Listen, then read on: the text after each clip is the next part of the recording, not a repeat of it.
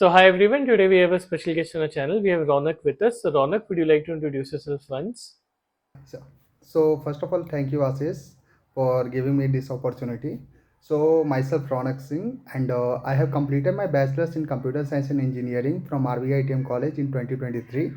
And currently, I am working as MTS1 in Nutanix. And previously, I work in RCCM and optics. Yeah, that's all about me, Ashish. All right, तो आपके coding journey के बारे में जैसे discuss करते हैं, obviously न्यूटनिक्स के भी काफ़ी इंटरव्यू राउंड्स डिफिकल्ट होते हैं, लेंदी होते हैं, जिसमें अच्छा खासा डीएसए पूछा जाता है। एंड सीजियम का भी सेम केस है, काफ़ी डिफिकल्ट डीएसए और टेक्निकल राउंड होता है, राइट? तो आपका कोडिंग जर्नी स्टार्ट कैसे हुआ था? लाइक आपने कब स्टार्ट किया था अपना कोडिंग जर्नी? कॉलेज में कैसा था आपका? तो फर्स्ट ऑफ ऑल, पहले तो मैं मतलब जब कॉलेज में आया तो कॉलेज से पहले मतलब कोडिंग का मुझे सी भी नहीं पता था। तो हमारी सेकेंड हाँ, सेकेंड से में एक लैंग्वेज थी, सी लैंग्वेज, सी प्रोग्रामिंग करके। तो फर्स्ट हाँ, फर्स्ट टाइम हम पढ़ने के लिए गए सी प्रोग्रामिंग। और मैं आपको बता दूं, मुझे सी प्रोग्रामिंग का कुछ समझ में नहीं आ रहा था क्लास 1 मंथ के लिए। लिटरली मुझे कुछ समझ में नहीं आया। और मतलब टीचर फंक्शन पढ़ा रहे थे और उन्होंने मुझे बुला करके मतलब मैं बैठा हुआ था, तो उन्होंने मुझे बोर्ड पर बुला करके बोले कि एक 2 नंबर का सम का प्रोग्राम लिखने के लिए। और लिटरली मेरे से नहीं हो पाया लिखना। और मुझे सीरियसली बुरा लगा। और मतलब मैं घर पे आकर के पापा को बोल दिया कि मेरे से तो नहीं होगा प्रोग्रामिंग। ऐसा था मेरा स्टार्टिंग का और बाकी लोग मतलब बाकी लोग पढ़े हुए थे हाँ, 12th में, पीयूसी में, वो लोग लेके आए थे हाँ, जावा, सी सी प्लस, वो लोग पढ़ के आए थे। बट मैं था मतलब मुझे थोड़ा सा भी कोडिंग का कुछ पता नहीं था। फिर मतलब क्या बोलूँ, गोर्स कुछ अच्छा हुआ कि हाँ, लॉकडाउन का पीरियड हमें मिल गया। और हाँ। हाँ, हमें लॉकडाउन का पीरियड मिला और सेकंड सेम में मैं घर पहुंचा और वहाँ पे मैंने अपने एक भैया थे सीनियर, मैंने उनसे बात की कि क्या कैसे क्या करना है भैया। तो उन्होंने बोला कि बाबू, सबसे पहले तो आपको एक लैंग्वेज पकड़नी पड़ेगी। आप अपने हिसाब से कोई भी एक लैंग्वेज पकड़ लो। पहले आप उस लैंग्वेज को फोकस करके अच्छे से कंप्लीट कर लो। मैंने बोला कि ठीक है। तो मैंने सी प्लस प्लस स्टार्ट किया था कोडिंग के लिए।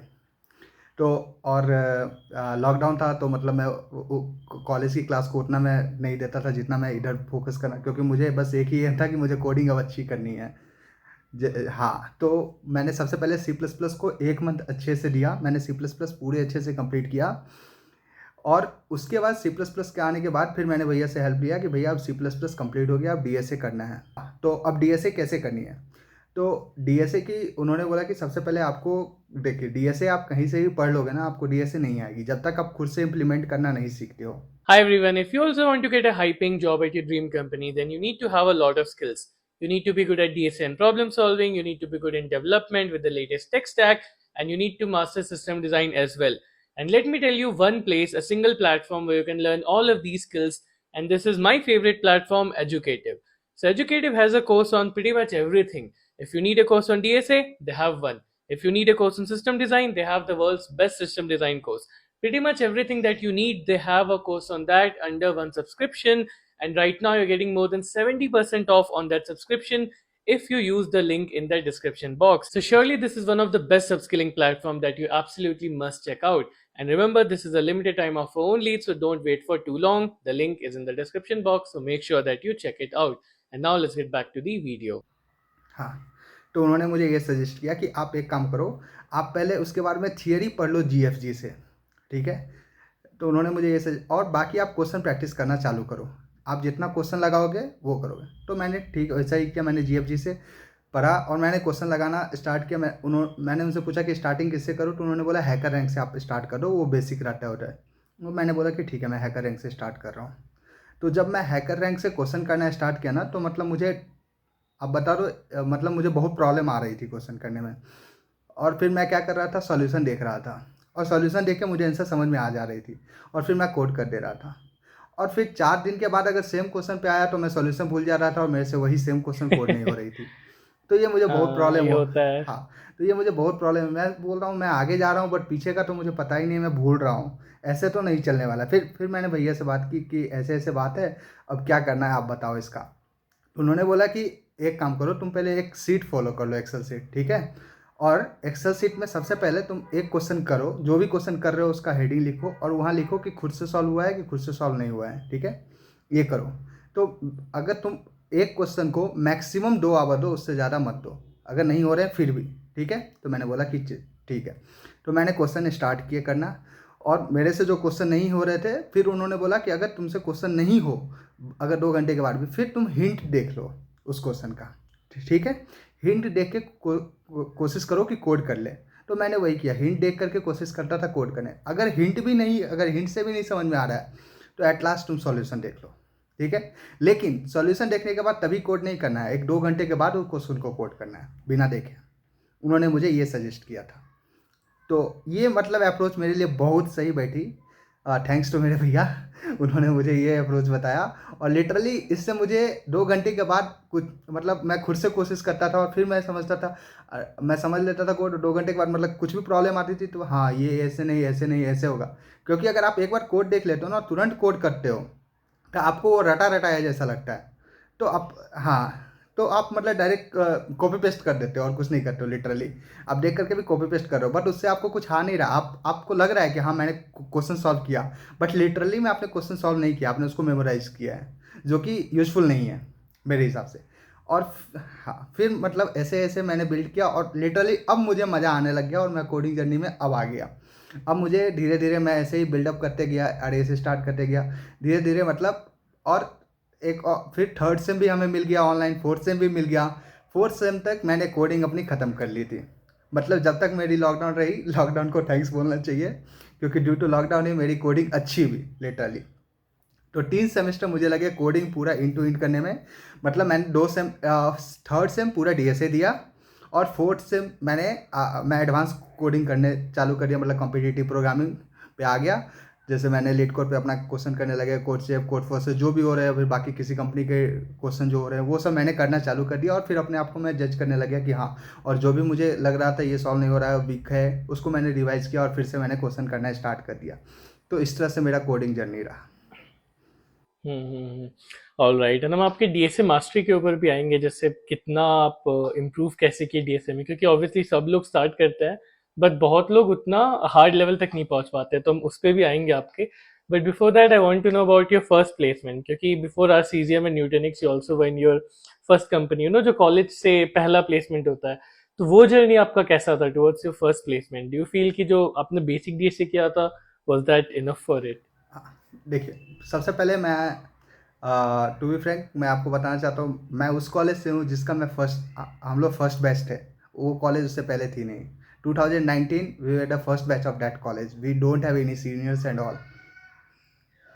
तो हमें प्रॉब्लम आई, ठीक है। और जैसे कि मैंने तो अपने भैया से हेल्प लिया, उन्होंने मुझे गाइड किया, ठीक है।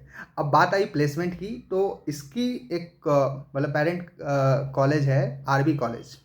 उसी के साथ इसने प्लेसमेंट करवाना चालू किया, आरबीआईटीएम आरबीसी का एक साथ प्लेसमेंट हुआ।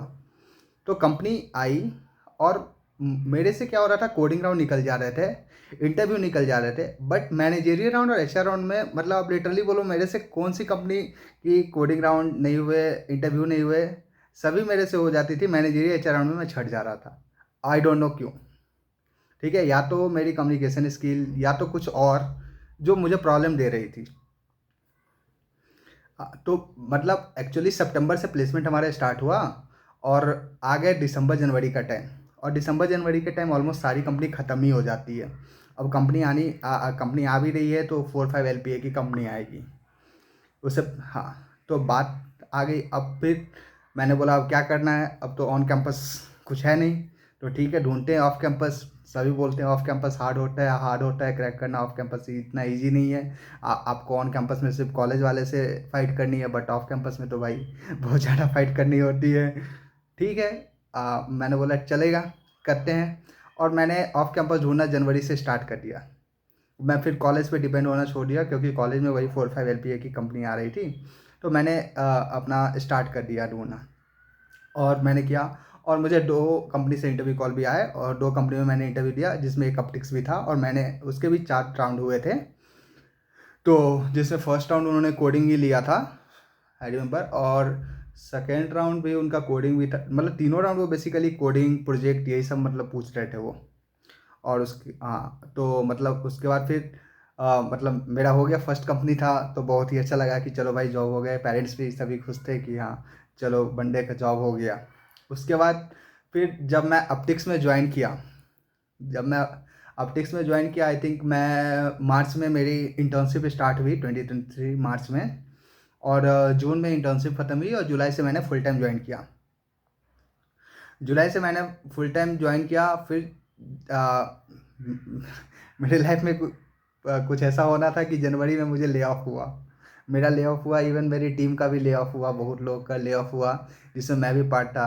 और आप समझ रहे हो, एक कॉलेज का बंदा जो अभी जस्ट पास आउट होके आ रहा है और उसको ले ऑफ फेस करना पड़ रहा है, मतलब मैं एक तरह से पूरा ब्लैंक हो गया। और मैं घर पे आया और पापा के साथ कॉल करके रोने लग गया कि ऐसा ऐसा हो गया।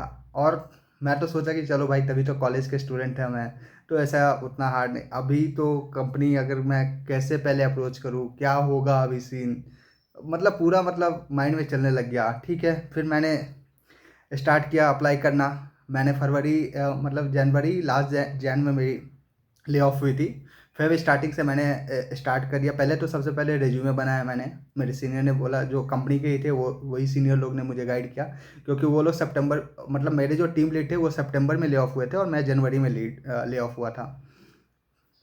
हाँ, तो उनसे मैंने गाइड लिया। उन्होंने बताया कि ऐसे ऐसे रिज्यूमे बनाना है, ऐसे अप्लाई करना है। तो और फिर मैंने उसी तरह से फॉलो किया और मैंने अप्लाई करना चालू किया। और साथ में मैं अब क्या किया, मैंने अप्लाई तो करना स्टार्ट कर दिया और इंटरव्यू का कॉल भी आने लगे। बट मैं फर्स्ट इंटरव्यू जो मैंने दिया, तो 2 राउंड के बाद मैं डिस्क्वालीफाई हो गया। फिर मुझे प्रॉब्लम आई कि मेरी सिस्टम डिज़ाइन मैंने तो प्रैक्टिस ही नहीं की है।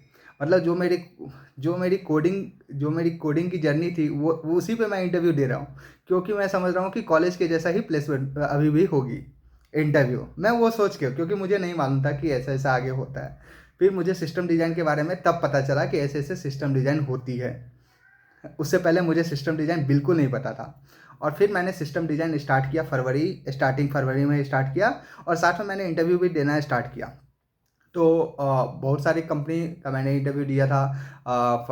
फाइव ट्रेंड उसमें तो मतलब अच्छी अच्छी कंपनी थी, G S Keller, five trend, सभी के कंपनी, और मैंने क्रैक भी किए थे ये सब कंपनी। ठीक है। और उसके बाद फिर I R C C M, जो मुझे मार्च में मिला इंटरव्यू का अपॉर्चुनिटी। तो हाँ, तो मैंने मार्च में आर सी सी एम का इंटरव्यू दिया और आर सी सी एम हो गया। तो फिर सभी का देखा, सभी से सुना कि R C C M is best, so you can choose R C C M. तो मैंने आर सी सी एम को चूज किया। बट पहले मैं बैंगलोर में था, तो उन्होंने बोला कि मतलब आपकी टीम हैदराबाद में बैठती है, तो आपको मूव आउट करना पड़ेगा हैदराबाद। मैंने बोला इट्स ओके। तो फिर मैंने अप्रैल में ज्वाइन किया था आर सी सी एम। तो ये मेरी जर्नी थी प्लेसमेंट की। मतलब अप डाउन, मेरे लाइफ में अप डाउन प्लेसमेंट में तो बहुत आए। जैसे कॉलेज में मैंने आपको बताया, कॉलेज में मेरी हो नहीं रही थी, फिर मैंने ऑफ कैंपस ट्राई किया। सभी बंदे ऑन कैंपस लेके खुश थे, और मैं अपने आप को, बट एक अंदर से भरोसा था कि ठीक है, नहीं हो रहा है तो कुछ ना कुछ तो हम्म अच्छा होगा ही कभी। यही। हाँ। हम्म और उस right right. And I think ये काफी कमेंडेबल है, कैसे आपने ले ऑफ से डील करके उसको एक अच्छा खासा सक्सेस में कन्वर्ट किया। इतनी सारी आपने कंपनीज क्रैक की off campus, like high paying companies. तो इट इज वेरी कमेंडेबल, क्योंकि लोग काफी, वो वाला स्टेट काफी आई फील डिप्रेसिव होता है। Obviously you don't know what to do, you just out of college and अचानक से एक झटका पड़ता है ऐसा। करेक्ट, तो इट मतलब इज वेरी। मेरे ही बैच के कुछ लोग उस कंपनी में थे जो मेरे साथ ही ले ऑफ हुए। टू बी फ्रैंक, अभी तक बहुत लोगों को जॉब नहीं भी मिली, किसी को जॉब मिली तो कम पेइंग में भी वो लोग काम कर रहे हैं। मार्केट का सीन ही ऐसा था। मतलब आपको स्किलफुल सबसे पहले तो इस कंडीशन में बननी पड़ेगी। हाँ, क्योंकि पहले मतलब कंपनी क्या करती थी, हायरिंग करती थी, तो आपके पास 10 सीट होती थी, कंपनी के पास 10 सीट, बट अभी वही एक दो बस ले रहे हैं। तो आपको सभी से मतलब आप में कुछ ऐसा टैलेंट होना चाहिए कि कंपनी आपको ले, वो आपको दिखाना पड़ेगा कंपनी को। हम्म करेक्ट करेक्ट करेक्ट। तो वही, जैसे आपने स्किल्स की बात की, तो you talked about coding, about your coding journey, your DSA journey, how you started. And DSA, जैसे मैंने कहा था कि डीएसए लोग स्टार्ट करते हैं, बट जो हार्ड लेवल वाली चीज़ होती है ना, उस पर बहुत हाँ, कम लोग पहुंच पाते हैं।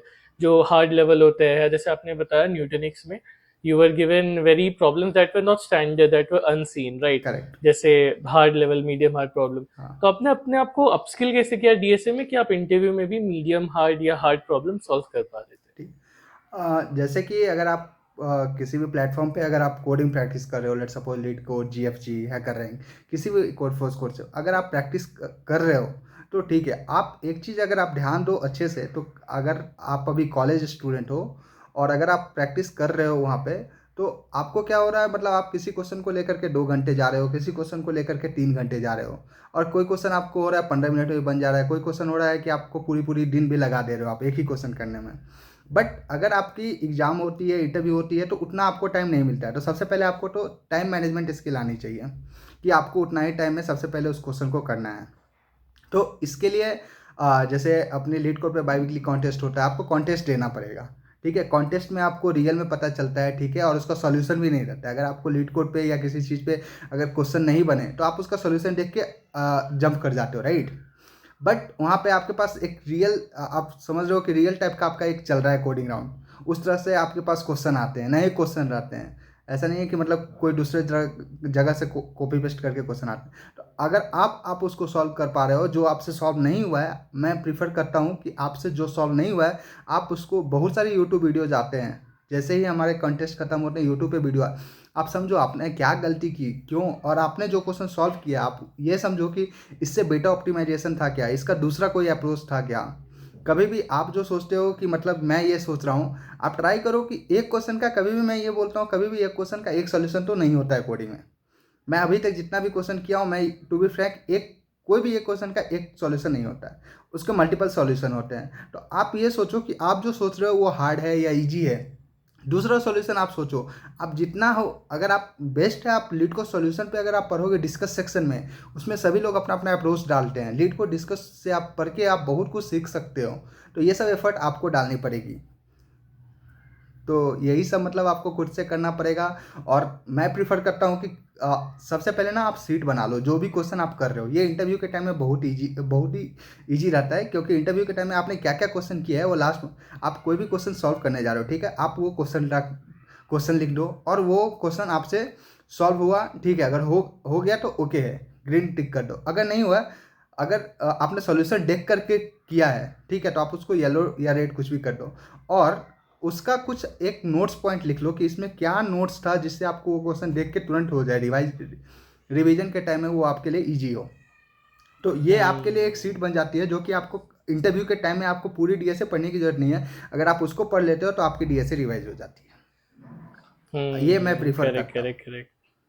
हाँ, एंड ये आई थिंक एक बहुत अच्छी एडवाइस है, क्योंकि वही ना, before interview like you said, आपको एक ओवरव्यू मिल हाँ, जाता है, क्योंकि आप बस एक मतलब नोट बना लो कि क्यों नहीं हुआ करेक्ट, था। डीएसए एक हाँ। बहुत वास्ट है, मतलब आप बोलोगे तो मतलब अभी भी कुछ ऐसे है कि मतलब आप सारे क्वेश्चन नहीं कर सकते हो।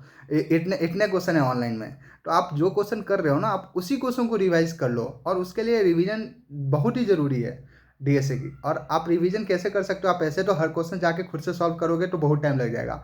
इसलिए मैं प्रिफर करता हूँ नोट्स रहेगा, आप नोट्स से आप रिवाइज कर लोगे, बेस्ट रहेगा आपके लिए। और वही मैं भी यूज़ करता हूँ, वो नोट्स मैंने कॉलेज में ही बनाया था, और वही नोट्स अभी भी मैं फॉलो करता हूँ। ऑल राइट, तो जैसे आपने इतने सारे इंटरव्यू दिए, आपने काफ़ी सारे कंपनीज के इंटरव्यू दिए, जैसे आपने बताया न्यूटन, एक्सा, सीजियम, बाकी भी कंपनीज। एंड ऑफ कैंपस एक सबसे बड़ा इशू ये होता है कि इंटरव्यू कॉल्स ही नहीं मिलते। बहुत लोग फील करते हैं कि यार स्किल्स है लेकिन कॉल्स ही नहीं आ रहे।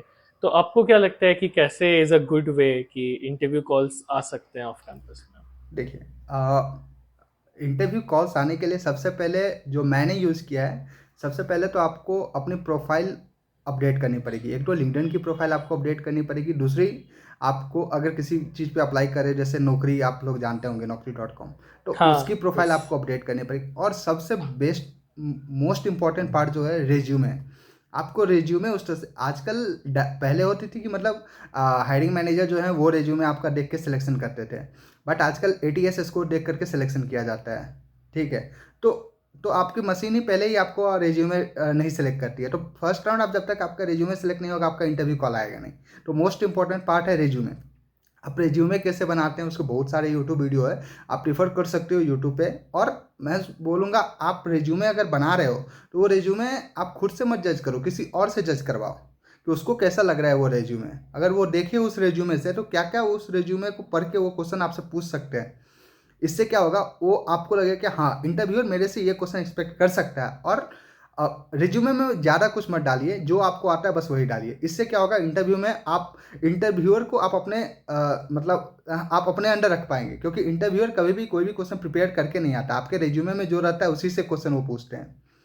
टू बी फ्रैंक, उसके बाहर का नहीं। तो मैं वही बोलूँगा, जो आपको आता है वही आप रखिए रिज्यूमे में, कुछ भी ज़्यादा नहीं डालने का। ये नहीं मैं ये डाल दूंगा तो मेरा ये हो जाएगा, ये कुछ नहीं, ज़्यादा नहीं डालने का ज़रूरत है। बस जो आपको आता है वही डालिए, और जितना सिंपल हो सके, और जो जितना पॉइंट में आपको लिखना है, पॉइंट में आप जितना टेक्निकल स्किल उसमें ऐड कर सके, टेक्निकल पॉइंट आप ऐड कर सके, उतना ईजी होगा। जैसे अगर मैं कोई भी जॉब पोस्टिंग है, ठीक है, ओपनिंग है, तो आप उसका क्या करो ना, उसका वहाँ पे रहती है कि एक्सपेक्टेशन क्या क्या है इस जॉब से, ठीक है, रिक्वायर्ड स्किल क्या क्या चाहिए, तो आप उसके कुछ पॉइंट अपने रिज्यूमे में ऐड करो। उससे क्या होता है, एटीएस में जब चेक होती है ना, तो वो चेक करते हैं कि उससे पॉइंट मिल रहे हैं या नहीं मिल रहे हैं आपके रिज्यूमे में। बंदे डायरेक्ट क्या करते हैं कि मतलब हाँ ठीक है रिज्यूमे ऐसा है चलता है, बट ऐसा नहीं। आपको सोचना होगा, रिज्यूमे को लोग इंपॉर्टेंस नहीं देते हैं, बट लिटरली आज के डेट में सबसे मोस्ट इंपॉर्टेंट थिंग रिज्यूमे ही है। अगर आपका रिज्यूमे सिलेक्शन नहीं होगा, आपका इंटरव्यू नहीं होगा, करेक्ट। तो सबसे पहले आपको रिज्यूमे सेलेक्ट करवाना पड़ेगा। आप तो मैं मेरा फर्स्ट इंपॉर्टेंट थिंग है कि सबसे पहले आप रिज्यूमे बहुत ही अच्छा बनाओ, ठीक है, और आपने रिज्यूमे बना लिया। अब बात करते हैं naukri.com की।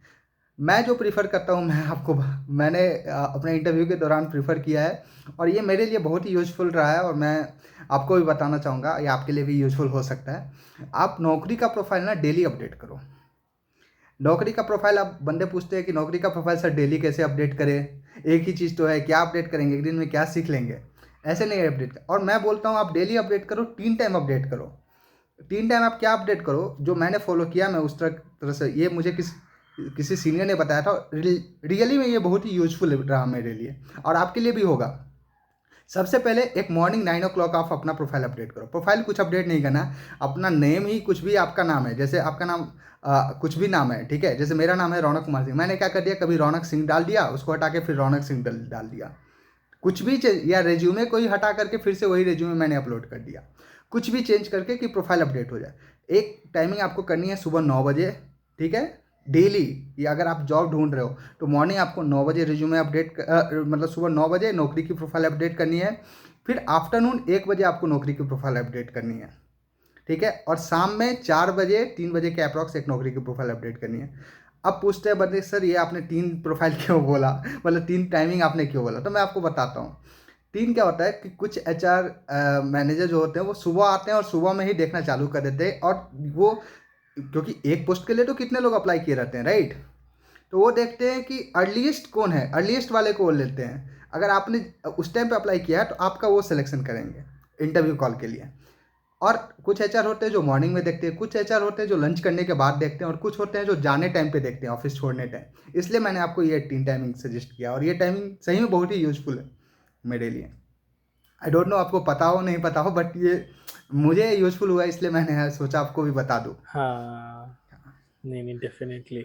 Even I was not much aware of it, so definitely it's a great advice that you can use as a viewer to increase your chances of getting callbacks on websites like Naukri. तो हाँ, definitely एक काफी अच्छा strategy है.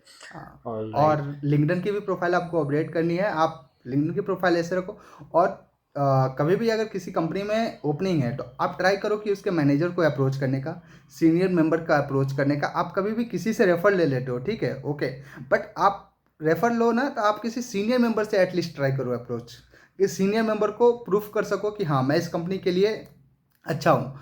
और हाँ, और कभी भी अगर आप लिखते हो तो रिज्यूमे पे डायरेक्ट मत ऐसे लिखो कि हाँ मुझे रेफर चाहिए, ये लिखो कि आप क्यों फिट हो उस पोजीशन के लिए। तो इससे क्या होगा कि हाँ बंदा को भी लगेगा कि हाँ ये फिट है, तो मैं इसको रेफर कर देता हूँ। ये आप करो। तो ये मतलब मेरे तरफ से था, जो मैंने अपने लाइफ में यूज किया है, और जिससे मुझे अपॉर्चुनिटी मिली है, वो मैंने आप लोगों से डिस्कस किया है। बाकी मैंने दूसरे का नहीं बताया, जो मैंने अपने से किया, जैसे नौकरी वाला मैंने खुद से, बहुत ही यूजफुल रहा मेरे लिए। रिज्यूमे का थिंग, ये लोग बहुत यूजफुल रहा मेरे लिए, तो मैंने आप लोग से शेयर किया। Nice man, nice. Definitely it will be very helpful. All right, तो आई थिंक हमने डीएसए के बारे में अच्छे से डिस्कस कर लिया है, आपकी जर्नी के बारे में अच्छे से डिस्कस कर लिया है।